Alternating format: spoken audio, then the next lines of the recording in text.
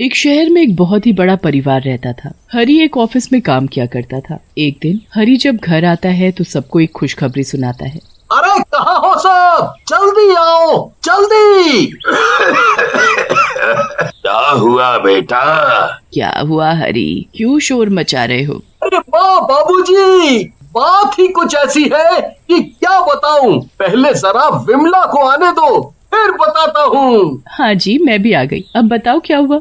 जिस घर के लिए मैं 4 साल से केस लड़ रहा था, वो आज मैं जीत गया। क्या सच में? हे भगवान, ये तो बहुत ही खुशी की बात है। हाँ, अब हमें इस छोटे से घर में नहीं रहना पड़ेगा। हाँ माँ, अब तो अगले हफ्ते ही हम उस नए घर में शिफ्ट हो जाएंगे। वो घर सालों से बंद पड़ा है, तो उसमें अभी कुछ काम करवाना पड़ेगा बस।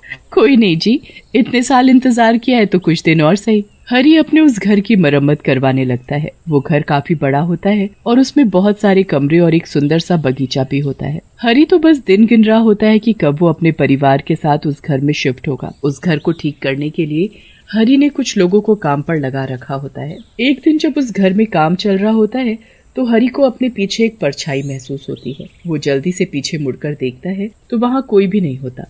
अभी तो यहाँ कोई न कोई था, शायद मेरा वहम होगा, क्या पता कोई मजदूर हो। ऐसा हरी के साथ 2-3 बार होता है, पर कभी उसे कोई दिखाई नहीं देता। घर की मरम्मत का काम भी खत्म हो जाता है और पूरा हफ्ता कैसे बीत जाता है पता भी नहीं लगता। हरी और उसका पूरा परिवार फिर उस नए घर में रहने के लिए आ जाते हैं। सब इतना बड़ा घर देखकर बड़े ही खुश होते हैं, पर बच्चे सबसे ज्यादा खुश होते हैं क्योंकि उन्हें खेलने के लिए काफी बड़ी छत और बगीचा जो मिल गया होता है। ये घर सच में बड़ा ही सुंदर है, पर इतने बड़े घर में मुझे एक काम वाली तो चाहिए ही होगी।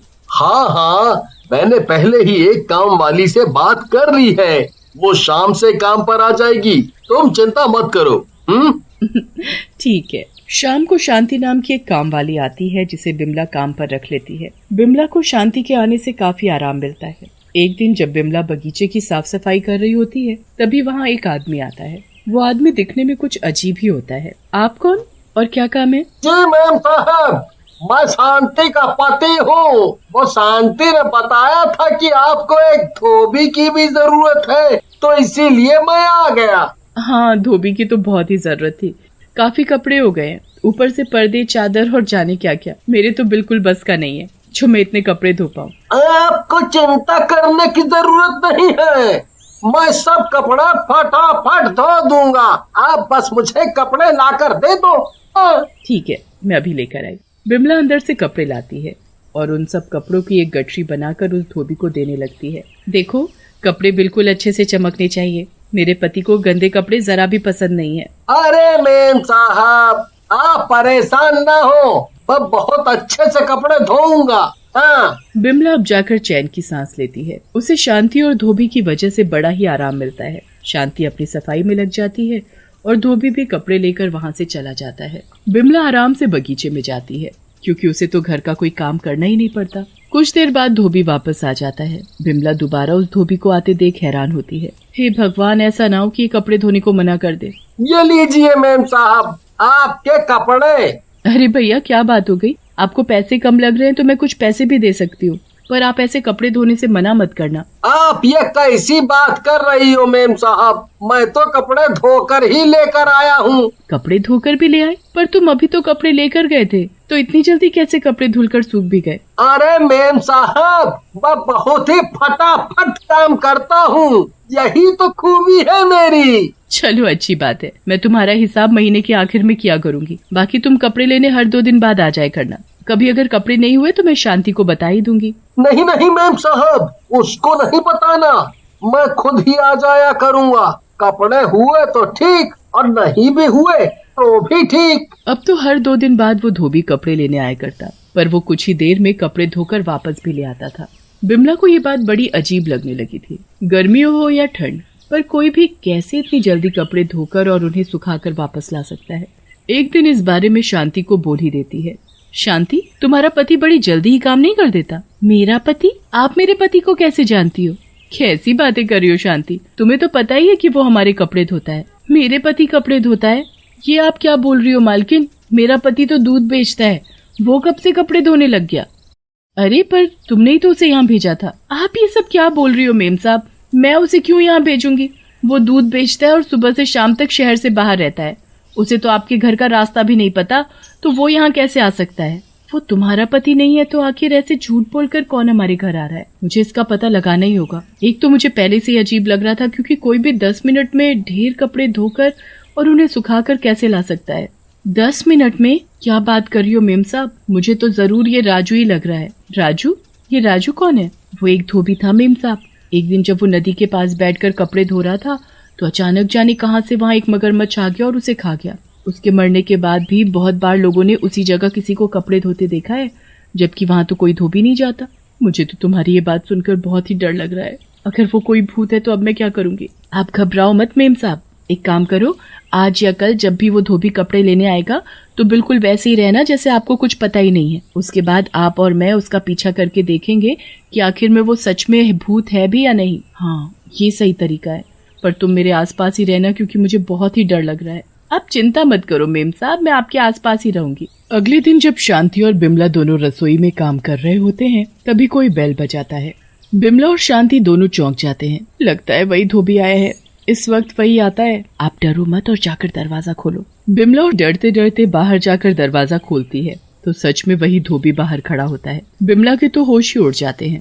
वो डरते डरते उससे पूछती है, तुम आ गए? हाँ मैम साहब, अब जल्दी से मुझे कपड़े ला कर दे दो। बिमला जल्दी से अंदर जाती है और ढेर सारे कपड़े लाकर धोबी को दे देती है। उसके बाद धोबी वहाँ से चला जाता है। धोबी के निकलते ही बिमला शांति के पास जाती है और फिर दोनों मिलकर उस धोबी का पीछा करती है। धोबी कुछ ही दूरी पर जाकर एक भूत में बदल जाता है।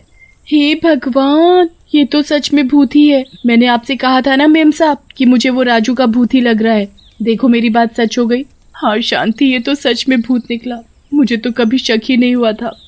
खैर अब हम क्या करें? ये भूत मेरे ही घर क्यों आता है और चाहता क्या है? वो तो हमें इसके पीछे पीछे जाना पड़ेगा, तभी शायद कुछ पता चले। शांति और बिमला दोनों भूत का पीछा करती हुई नदी तक पहुंच जाती है। वहाँ भूत सारे कपड़े लेकर एक किनारे बैठ जाता है और फिर उनको पटक पटक कर धोने लगता है।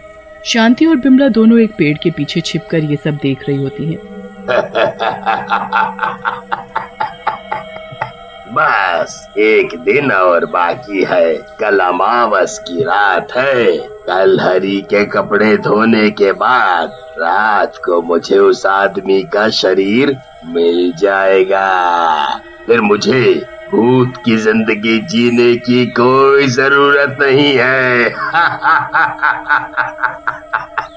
हे भगवान, ये भूत क्या बोले जा रहा है? ये तो मेरे पति के कपड़ों पर जादू कर रहा है ताकि उनके शरीर पर कब्जा कर सके। मुझे उनको बचाना होगा। आप जल्दी से मेरे साथ चलो। पर कहाँ शांति? मैं किसी को जानती हूँ जो हमें इस मुसीबत से निकाल सकता है। चलो अब जल्दी चलो, हमारे पास वक्त नहीं बचा है। शांति बिमला को एक तांत्रिक के पास लेकर जाती है। वो तांत्रिक को सारी बात बताती है। मैं सब समझ गया हूँ। तुझे डरने की जरा भी जरूरत नहीं है। ये ले भभूत, और आज रात जब तेरा पति अपने गंदे कपड़े उतारेगा तो ये उन कपड़ों में छिड़क देना, और फिर जब वो भूत कल तेरे घर आएगा तो वो कपड़े उसे धोने को दे देना। बिमला बिल्कुल वैसा ही करती है। वो घर जाकर अपने पति के गंदे कपड़ों में भभूत छिड़क देती है और बाकी कपड़ों के साथ एक पोटली में बांध देती है। अगले दिन फिर से वही भूत धोबी के भेष में कपड़े लेने आता है। बिमला उसे वो पोटली पकड़ा देती है। फिर वो धोबी का पीछा करने लगती है। धोबी वो पोटली लेकर वही नदी के किनारे जाता है और रात होने का इंतजार करने लगता है। जैसे ही अंधेरा होता है वो भूत उस पोटली को खोलकर उसमें से हरी के कपड़े निकालकर जादू करना शुरू कर देता है। अब मैं इन कपड़ों पर जादू करके इनको पहन लूंगा और फिर हरी के शरीर को अपने वश में कर लूंगा। उसके बाद मेरे पास अपना एक शरीर होगा। भूत जादू करने के बाद जैसे ही उन कपड़ों को पहनता है तो कुछ ही देर बाद उसका शरीर आग की तरह जलने लगता है। भूत बुरी तरह चिल्लाने लगता है। ये क्या हो रहा है? ये क्या हो रहा है? मैं जल क्यों रहा हूँ? ये मुझे क्या हो रहा है? कुछ ही देर में उसका शरीर राख बन जाता है। बिमला खुशी खुशी अपने घर जाती है और अगले दिन शांति को सारी बात बताती है।